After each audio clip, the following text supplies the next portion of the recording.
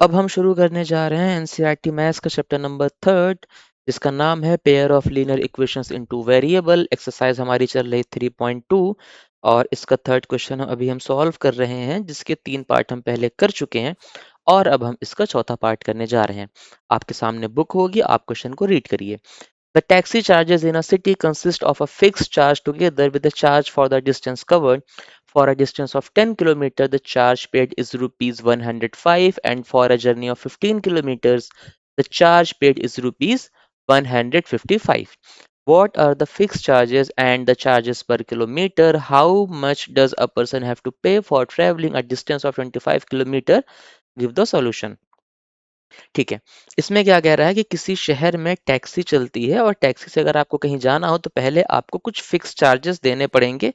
Fix charge के साथ साथ में कुछ भी हो सकता है। वो फिक्स चार्ज के बाद में फिर आपको एक चार्ज और देना होगा जो आपका पर किलोमीटर होगा। वो आपका चार्ज कैसा होगा? वो आपका चार्ज पर किलोमीटर के हिसाब से लगेगा। मान लीजिए उसने कहा कि 200 रुपये फिक्स चार्ज है और पर किलोमीटर 2 रुपये या 3 रुपये जो भी, तो आपको उस हिसाब से कैलकुलेट करना होगा। तो अब हम एक काम करते हैं।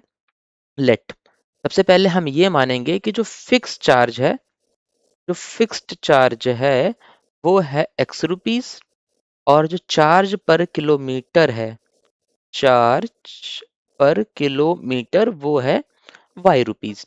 तो अगर ऐसा है तो अगर जो पहली कंडीशन है कि 10 किलोमीटर जाने के लिए 105 रुपीस पे करने पड़े हैं, तो इसका मतलब क्या हुआ कि फिक्स चार्ज तो पहले हमने दिया ही दिया होगा। फिक्स चार्ज कितना? एक्स रुपीस तो पहले हमने दे दिए होंगे, प्लस 10 किलोमीटर जाने के लिए हमने दिए हैं 105 रुपये।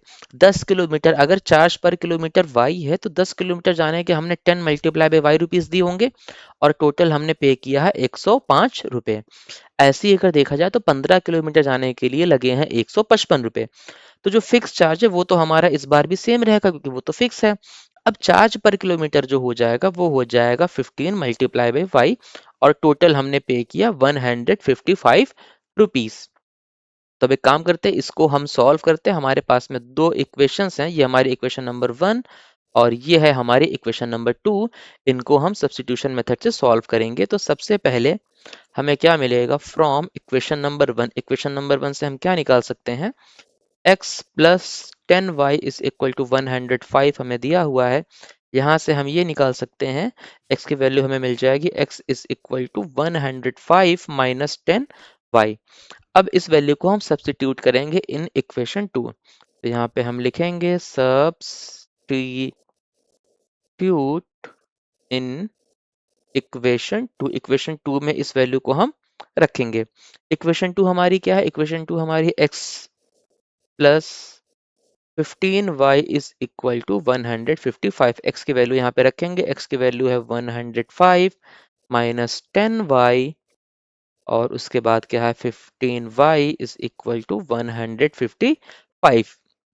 अब इसको थोड़ा सा सॉल्व करते हैं, रीअरेंज करते हैं। ब्रैकेट ओपन करेंगे, 105 minus 10y plus 15y is equal to 155, और ये हो जाएगा 105 माइनस 10 और प्लस 15, ये बन जाएगा प्लस का 5y, और इधर रहेगा 155, और 5y इज इक्वल टू ये 105 को हम इस तरफ भेजेंगे तो ये आएगा 155 माइनस 105, तो 5y इज इक्वल टू हो जाएगा 50, और y की जो वैल्यू निकल के आएगी वो निकल के आएगी 50 upon 5, that means y is equal to 10।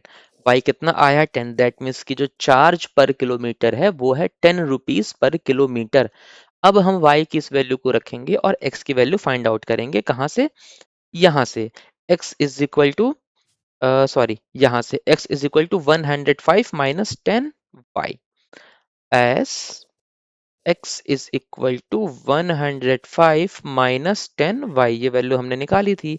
तो x की वैल्यू बन जाएगी 105 माइनस 10 मल्टीप्लाई बाई 10, और जब इसको हम सॉल्व करेंगे आएगा 105 माइनस 100, तो x की जो वैल्यू निकल के आ रही है वो आ रही है 5। मतलब कि जो फिक्स चार्ज है वो है 5 रुपीज पर किलोमीटर। अब यहाँ तक हमें पता चल गया।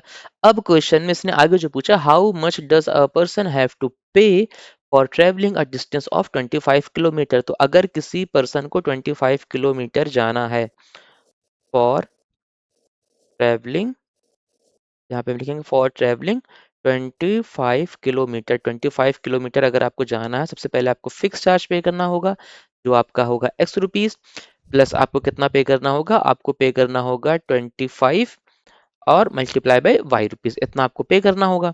एक्स की वैल्यू हमारे पास कितनी हमको पहले से पता है, वो है 5 रुपया, प्लस 25 किलोमीटर आप चलेंगे और जो आपका चार्ज पर किलोमीटर है वो है 10 रुपीज़।